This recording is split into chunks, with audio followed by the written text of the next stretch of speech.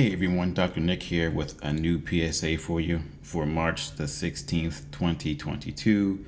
And this public sexual announcement is called The Importance of STD Testing. And just a little bit about my background. I've worked on the prevention side for more than 20 years. I started out as a community educator up in Harlem and managed various STD programs in Philadelphia, and I've even been a case manager where I worked directly with people who were HIV positive to help them get to their doctor's appointments and make sure that they were taking their medication, and or to try to convince them to take their medication. And then even more recently, I worked on the treatment side at the Department of Health, where I was a DIS worker or a health counselor, where I would inform people of their possible exposure to STDs and try to get them to come in and get tested. So here's a problem. I started to notice some of my older clients from that previous job who were already HIV positive coming into the health department and showing up positive for other STDs. So I'm sitting there thinking, what's going on here? Because I'm like, you know that you are already HIV positive. Why are you testing positive for syphilis, gonorrhea, or chlamydia? What are you doing? Well, you know. Nah, bro, I don't. What are you doing? Because it seems like this. They're not protecting themselves from other STDs. They're definitely not protecting you because they already have a multiple of STDs. So what can you do? There's only one thing you can do, and that's you have to protect yourself.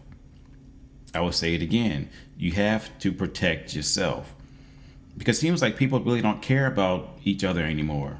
It's like, well, if I get HIV, I can just take a pill and be good. But the problem is this.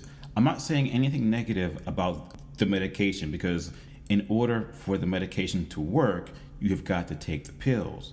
And unfortunately, many of my former clients were not really good at being consistent or adherent with taking the medication, and those are the same ones who are showing up at the health department with other STDs. So I will say this one more time. You have to protect yourself. And yes, barrier methods work very well. Condoms are amazing.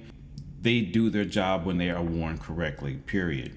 There are many sizes out there. People talking about, it doesn't fit. Yeah, it fits. They make bigger ones now than it did back in the day. So that line about not finding a condom doesn't fit, or it's too thin, I can't feel anything, or it's like wearing a raincoat in the shower. No, they're all ultra thin now, and they're pretty strong too. So please do that. But more importantly, the one thing that you can do is get tested for STDs. Period. Especially if you are sexually active out there and you know who you are. And my recommendation is to get tested at least once every 3 months. If you're out there doing your thing, get tested.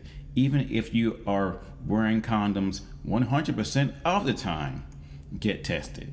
That may not make any sense, but it does. Just on the off chance, if the condom breaks or something like that, you can start treatment for whatever it is early and keep it moving. One thing that you can do is get tested, know your STD status, and be cool with it. So on that note, I'm out. You guys have a great day. Stay tuned. I'm getting off my soapbox now, and I'll talk to you soon.